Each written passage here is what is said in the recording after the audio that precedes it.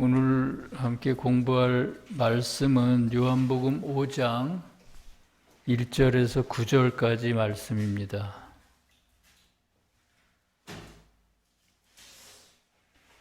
말씀을 읽겠습니다. 그 후에 유대인의 명절이 되어 예수께서 예루살렘에 올라가시니라. 예루살렘에 있는 양문 곁에 히브리 말로 베데스다라 하는 못이 있는데 거기 행각 5이 있었고 그 안에 많은 병자와 맹인, 다리 저는 사람, 혈기 마른 사람들이 누워 물의 움직임을 기다리니 이는 천사가 가끔 못에 내려와 물을 움직이게 하는데 움직인 후에 먼저 들어가는 자는 어떤 병에 걸렸든지 낫게 되밀어라. 거기 38회 된 병자가 있더라. 예수께서 그 누운 곳을 보시고 병이 벌써 오래된 줄 아시고 이르시되 네가 낫고자 하느냐? 병자가 대답하되 주여 물이 움직일 때에 나를 못에 넣어주는 사람이 없어 내가 가는 동안에 다른 사람이 먼저 내려가나이다. 예수께서 이르시되 일어나 네 자리를 들고 걸어가라 하시니 그 사람이 곧 나와서 자리를 들고 걸어가니라. 이 날은 안식일이니라. 세교의 가르침 천국의 비밀 만 83번의 6항에 있는 말씀을 소개해 드립니다. 영적인 생명의 모든 것 가운데 첫째이자 교회의 가장 본질적인 건 주님을 시인하는 것이고 그리고 그것이 없으면 아무도 신앙의 진리와 사랑의 선을 천국으로부터 받을 수 없으므로 주님께서는 자주 나를 믿는 자는 영생을 얻을 것이다 라고 말씀하셨습니다. 주님께서 명절이 가까워지자 예루살렘으로 올라가십니다.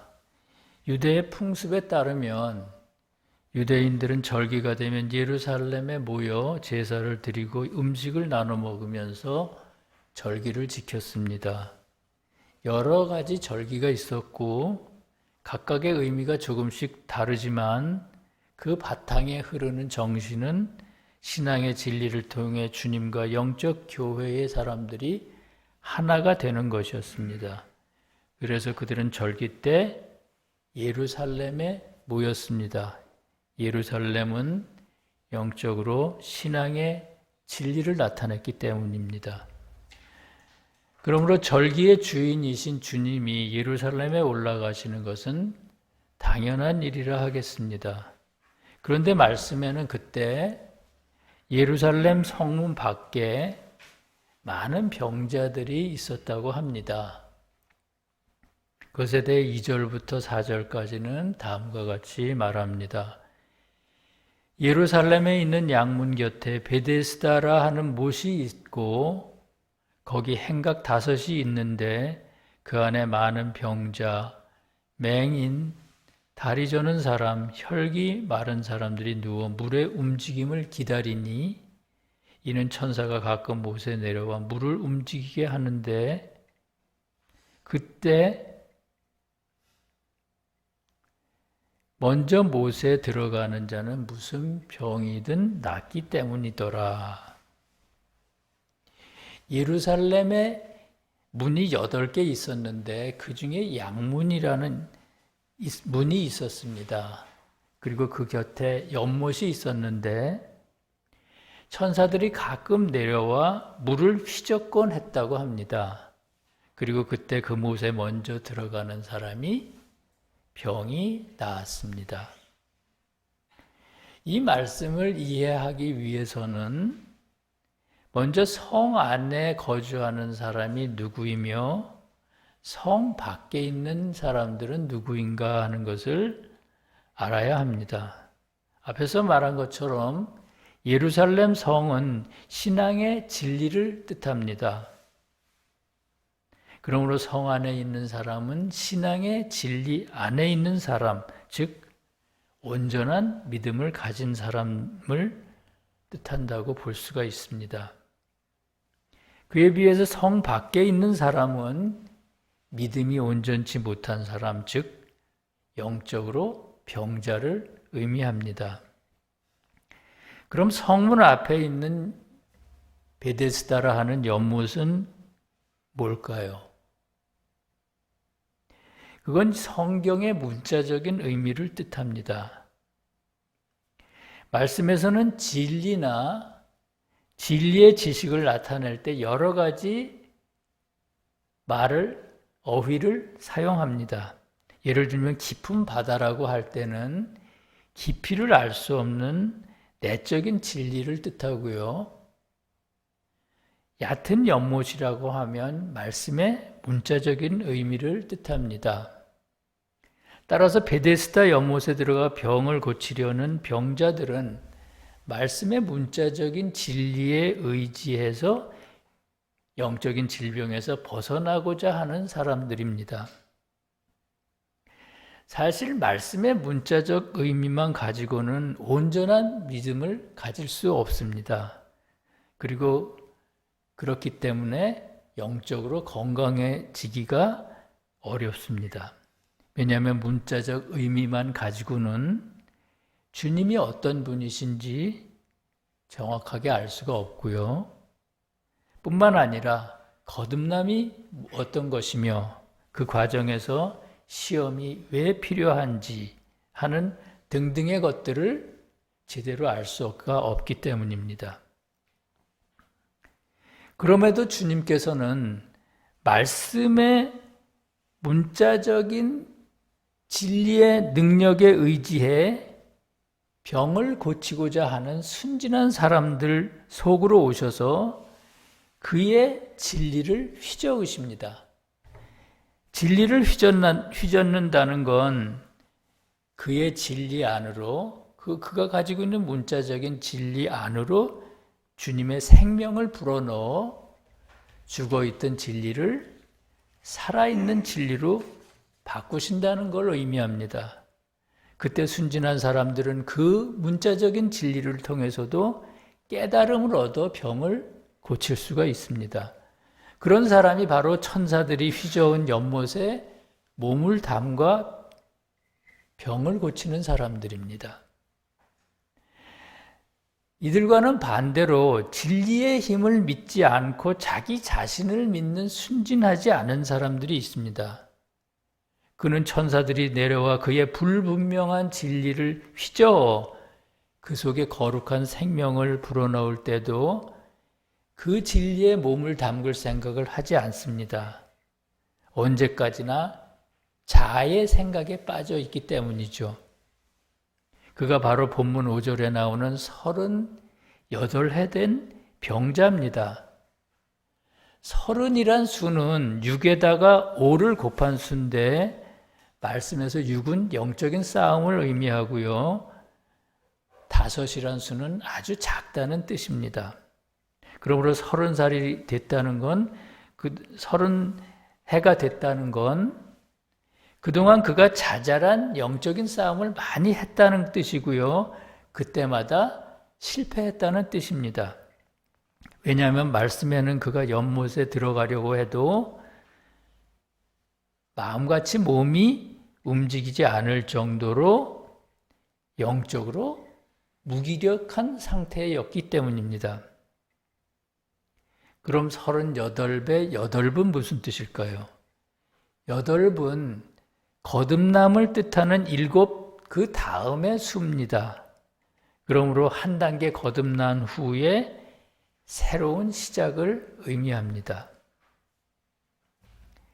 이런 의미들을 종합해 볼 때 38해 된 병자는 오랜 영적 싸움이 있었음에도 아직 병을 고치지 못한 사람입니다.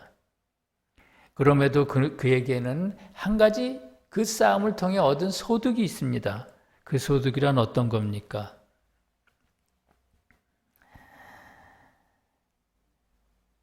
인간의 힘으로는 영적인 병을 고칠 수 없고 오로지 진리의 힘에 의해서만 고칠 수 있다는 확신 같은 겁니다. 그러한 인식만으로도 그는 그동안의 영적인 답보 상태에서 한 단계 올라설 수가 있습니다. 그리고 그렇게 해서 새로운 삶을 시작할 수가 있습니다. 그것이 바로 38해라는 그 숫자가 가지는 의미입니다. 그가 마침내 주님을 만나게 되었습니다. 그 모습을 본문 6절에서는 이렇게 기록하고 있습니다. 예수께서 그 누운 것을 보시고 병이 벌써 오래된 줄 아시고 이르시되 네가 낫고자 하느냐라고 물으셨습니다. 병자가 누운 상태에서 주님을 맞이했다고 합니다. 말씀에서 누웠다는 건 영적으로는 잠자는 것과 같은 의미입니다. 천국의 비밀 150번에 의하면 말씀에서 깊이 잠들었다는 것은 사람이 자아에 사로잡혀 있을 때, 즉 주님이 아니라 자기 자신으로부터 산다고 생각하는 상태를 의미합니다. 따라서 주님이 그 누운 것을 보셨다는 것은 병자가 주님 또는 진리의 능력을 믿지 않고 자신의 힘을 믿는 사람이며 그렇기 때문에 오랫동안 병을 고치지 못했음을 주님께서 아셨다는 뜻입니다. 주님께서 그에게 네가 낫고자 하느냐라고 물으셨습니다. 그러자 병자가 대답하기를 주여 물이 움직일 때 나를 못에 넣어주는 사람이 없어서 내가 가는 동안에 다른 사람이 먼저 내려가나이다 이렇게 말했습니다. 병자는 아직도 그가 영적으로 무기력한 이유를 잘 모르고 있습니다. 아마 그는 그동안 수없이 주님께 도움을 청했을 것입니다. 그런데도 병을 고칠 수 없었던 건 앞에서 말씀드린 것처럼 입으로는 주님을 믿지만 사실은 주님보다 자신을 더 믿었기 때문이고요. 그래서 주님이 손을 내미실 때마다 그분의 손을 붙잡지 않았기 때문입니다. 병자는 자기가 그런 사람인지를 잘 모르고 있었습니다. 그리고 주님이 그의 기도를 들어주시지 않는다고만 생각했습니다. 그래서 주님이 내가 낫기를 원하느냐고 물으실 때 주여 물이 움직일 때 나를 못에 넣어주는 사람이 없었나이다 라며 다른 사람의 탓을 했습니다. 어쩌면 주님의 탓을 한 것일 수도 있죠. 제가 그동안 그렇게 기도를 했는데 주님께서 들어주시지 않았습니까? 라고요. 그럼에도 불구하고 그는 오랜 영적 싸움과 좌절을 통해 자신의 힘으로는 결코 영적인 질병에서 벗어날 수 없다는 교훈을 얻었습니다. 그 사실을 어떻게 알 수가 있을까요? 그가 움직여주지 않는 몸을 이끌고 어떻게 해서든 연못에 들어가려고 했기 때문입니다. 마침내 주님께서 그에게 네 자리를 들고 일어 걸어가라 하셨습니다. 한글 성경에는 네 자리라고 번역하고 있는데 영어 성경에는 네 침상, 그러니까 베드, 우리가 잠자는 베드라고 되어 있습니다. 침상은 말씀으로부터 배우는 교회의 교리를 뜻합니다. 그리고 걸어가라는 것은 교리에 따라 살라는 말씀입니다. 주님이 그렇게 말씀하셨을 때 마침내 병자의 병이 나았습니다. 그 모습을 9절에서는 이렇게 말합니다. 그 사람이 곧 나아서 자리를 들고 가니라. 이 날은 안식일이니라. 30년 넘도록 한자리에 누워있던 병자가 주님의 말씀 한마디에 병이 완전히 나았습니다. 그리고 바닥에 깔고 누웠던 침상을 들고 일어나 언제 아팠냐는 듯 걸어갑니다. 말씀에는 그날을 안식일이라고 했습니다. 안식일은 어떤 날입니까? 6일 동안의 선한 싸움을 끝내고 드디어 한 단계 거듭나는 날입니다. 거듭남이란 믿음만으로 살았던 사람이 믿음에 따른 삶을 살기 시작하는 상태를 말합니다. 그러니까 입으로만 믿고 삶은 전혀 믿음과 상관없는 삶을 살았던 사람이 이제 믿음과 삶을 조화시키기 시작하는 상태가 바로 한 단계 거듭나는 것입니다. 그러므로 병자에게 안식일은 오랫동안의 무력함에서 벗어나 주님이 가르쳐 주신 교리에 따라 새로운 삶을 시작하는 그런 상태를 의미합니다. 병자의 입장에서 볼 때 얼마나 행복했겠습니까? 신앙생활을 하다 보면 자기 때대로 안 되는 게 참으로 많습니다. 화가 나는 것도 참아야 되고요. 손해보거나 억울한 일도 견뎌내야 합니다. 그 밖에 여러 가지 욕심들이 있죠. 그 욕심을 보다 주님을 앞세워야 되는 일도 참 얼마나 어려운 일입니까?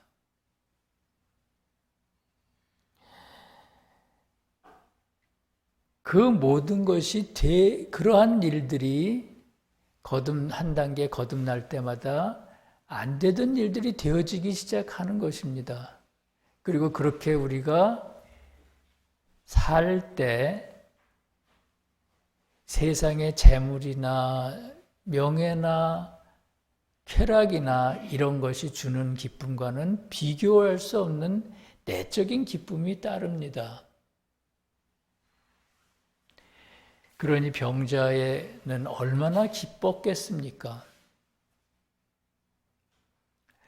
사랑하는 성도 여러분, 오늘 말씀에 등장하는 38회 된 병자는 스스로는 그러니까 나름대로는 믿음이 있다는 사람이었습니다. 그런데도 오랫동안 그의 믿음대로 살 수가 없었습니다.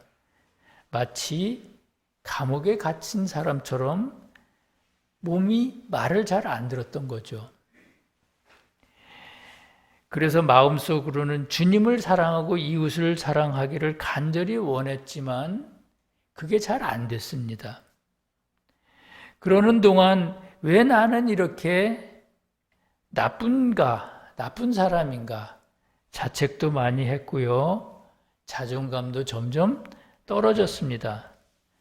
그러나 그에게도 그러한 시험과 좌절을 통해 한 가지 얻은 게 있었습니다. 앞에서 말씀드린 것처럼요. 언제일지는 모르지만 진리신 주님이 그를 구해줄 거라는 그런 확신 같은 게 있었던 거죠. 주님께서는 그런 그를 오랫동안 지켜보시다가 때가 되자 그에게 나타나셔서 네가 낫기를 원하느냐라고 물으셨습니다. 그동안 자아에 붙잡혀 있을 때는 주님의 소리가 전혀 들리지가 않았습니다. 그러나 때가 되었을 때 주님의 소리가 들리기 시작했습니다.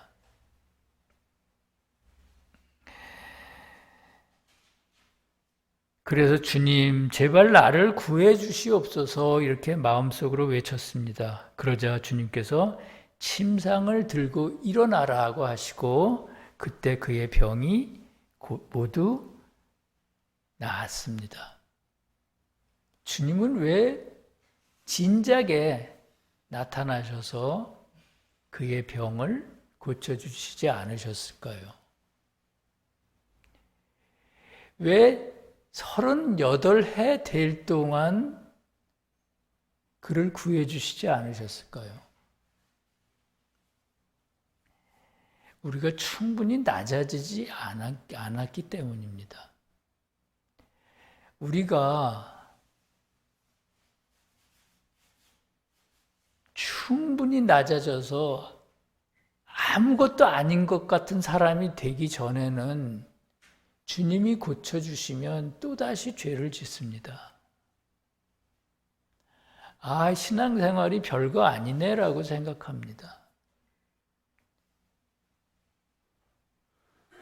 악을 이기는 것이 별거 아니네라고 생각합니다. 그리고 또다시 죄를 짓습니다. 그것은 어린아이에게 아주 고운 옷을 입혀서 밖에 내보내면 그 옷을 입고 진흙탕에 뒹굴고 다시 돌아오는 그런 아이와 같은 모습일 겁니다. 그래서 주님께서는 38회 동안 기다리셨습니다. 주님의 마음이 편하셨겠습니까? 우리가 그렇게 눈물을 흘리고 점점 낮아질 때 주님은 편하셨겠습니까?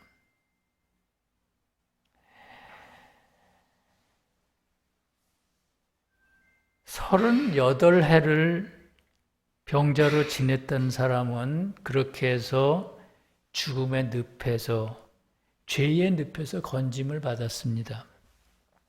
어쩌면 우리도 그런 병자 가운데 하나일 수가 있습니다. 우리 안에는 수많은 악과 거짓들이 있습니다. 어떤 것은 쉽게 낫는 것도 있고요. 어떤 것은 잘 치유되지 않는 것도 있습니다. 병이 치유되지 않으면 그로 인해 점점 영적인 체질이 약해집니다. 반대로 영적인 병을 한번 다스리기 시작하면 거듭나는데 속도가 붙습니다. 왜냐하면 우리 눈에는 잘 보이지 않지만 우리 안에 악과 거짓들은 수없이 많은 고리들로 이렇게 단단하게 결속되어 있는데 그중 하나의 고리가 끊어지면 그만큼 전체적인 악과 거짓의 연대가 와해되기 때문입니다. 그래서 한번 악을 끊는 게 대단히 중요합니다. 반대로 힘든 시련을 잘 이기고 한번 이웃을 위해서 선을 행하면 그 다음에는 그 속도가 더 붙습니다. 왜냐하면 선과 진리 역시 여러 가지 연결고리로 서로 단단하게 결속되어 있기 때문이죠. 그래서 우리가 선을 행하고 악을 끊고 선을 행하면 선과 진리의 연대는 말할 수 없이 강화됩니다. 그러므로 우리는 말씀에서 배운 교리를 가지고 자신의 어두운 곳들을 살펴봐야 됩니다. 마치 침상을 가지고 걸어가는 사람처럼 그렇게 살펴봐야 합니다. 그렇게 할 때 주님께서 우리와 함께 고치기 어려운 수많은 질병들을 하나씩 고쳐주십니다. 주님의 그런 은혜가 서울세교회 모든 성도와 이 진리를 사랑하는 모든 이웃들에게 임하시기를 간절히 기도합니다. 나더러 주여 주여 하는 자마다 다 천국에 들어갈 것이 아니요 하늘에 계신 내 아버지의 뜻대로 행하는 자라야 들어가리라. 아멘. 함께 기도하겠습니다. 자비로우신 주님 감사합니다. 오늘은 38해 동안 병을 앓던 병자의 이야기를 통해 귀중한 교훈을 얻었습니다. 말씀의 의미를 배우면서 어쩌면 우리도 그 병자와 같은 사람일 수 있겠다는 생각을 했습니다. 우리 인간은 주님께서 모든 것을 때에 따라 이루신다는 것을 자주 잊어버립니다. 그러다 보면 주님의 섭리를 따르지 않고 자신의 힘으로 뭔가를 이루려 할 때가 많습니다. 일해야 할 때 두 손을 늘어뜨리고 아무 일도 하지 않거나 또는 기다려야 할 때 성급하게 서두르기도 합니다. 주님 자아에 사로잡혀 있는 저희들을 불쌍히 여기소서. 언제나 진리의 소리에 귀를 기울이게 하시고 그에 따라 그때그때 해야 할 일들을 성실하게 하도록 힘을 주시옵소서. 어려운 일이 있을 때 실망하지 않게 하시고 그 일을 통해 주께서 어떻게 우리를 성장시키시는지를 생각하도록 인도하여 주시옵소서. 주님, 저희들은 저희가 앓고 있는 병에 대해 잘 모릅니다. 설사 알더라도 병의 원인이 무엇인지를 몰라 허둥댈 때가 많습니다. 주님께서 그 모든 것을 보게 하시고 저희로 하여 주님께 의지해서 하나씩 고쳐나갈 수 있도록 도와주시옵소서. 나라와 권세와 영광이 우리 주님께 영원히 있사옵나이다. 아멘.